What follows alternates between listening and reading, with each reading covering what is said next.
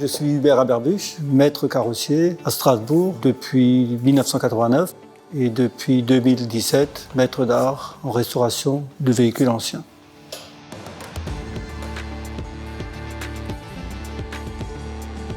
Une des particularités de l'entreprise, c'est de ne pas être fixé sur une marque précise. Donc la carrosserie, je veux dire, le carrossier, dans sa tradition, carrosse toutes sortes de marques. Chaque marque a son collectionneur. Donc le fait de pouvoir renouveler et changer de marque m'a permis de connaître énormément de voitures. Donc la première que j'ai restaurée, quand j'avais 19 ans, une Bugatti Brescia.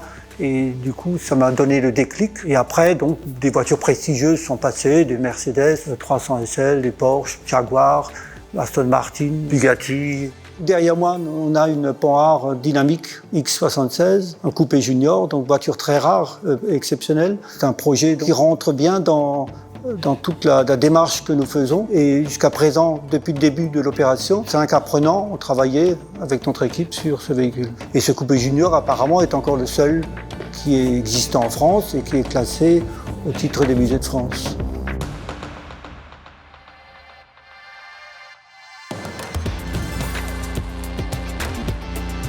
Je ne suis pas collectionneur, je suis au service du collectionneur.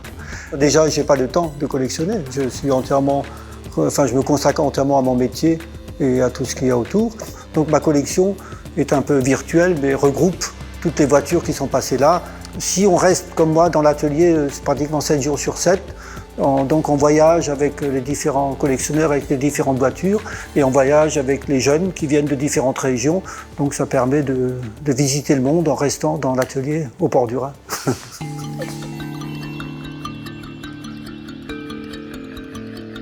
L'automobile étant le principal patrimoine industriel du XXe siècle, il faut qu'on montre ces belles voitures. Il y a certaines voitures, c'est carrément considéré comme des œuvres d'art. Et le meilleur moyen de permettre à la jeune génération d'y accéder, c'est à travers les métiers. Donc les faire intéresser aux métiers qui s'y attachent et permettre d'évoluer là-dedans. Mais pour ça, il faut que ces métiers soient valorisés, soient reconnus à leur juste valeur.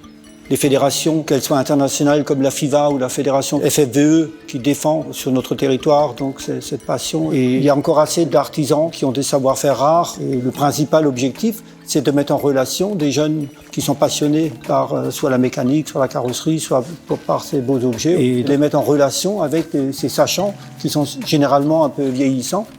Et c'est ça le grand défi pour que ce métier se perpétue. En 1978, j'ai passé tout de suite mon brevet de maîtrise afin de pouvoir former des apprentis. Et depuis cette date-là, j'ai formé à peu près une cinquantaine d'apprentis itinérants ou jeunes ou stagiaires qui ont passé dans l'entreprise. Il faut sortir du fait que l'apprenti ou l'apprenant est une main-d'œuvre pas chère. Les apprenants doivent être des gens qui veulent plus tard exercer ce métier et apprendre un vrai métier et après le valoriser. C'est pour ça que je n'ai pas changé d'activité durant toute ma carrière. J'ai commencé en apprenant le métier, après à l'exercer, à le transmettre, à essayer de le valoriser à ma mesure, en adhérant dans les métiers d'art, en le faisant reconnaître par le ministère de la Culture, et maintenant de parler de ces beaux métiers qui sont autour de la restauration automobile, afin que les jeunes s'y intéressent et perpétuent ce métier.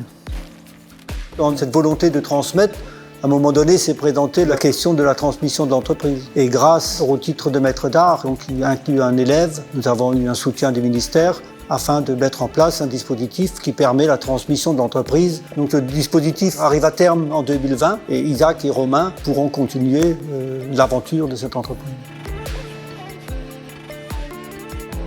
Les choses dont je peux être le plus fier sont d'un côté de travailler sur des voitures exceptionnelles, sur des voitures qui sont inscrites au patrimoine des musées de France. Et la deuxième chose, c'est le travers des apprenants qui sont passés ici, c'est de savoir qu'ils ont créé leur propre entreprise. Et actuellement, il y a au moins une dizaine qui ont créé leur propre atelier. Et ça, j'en suis très fier.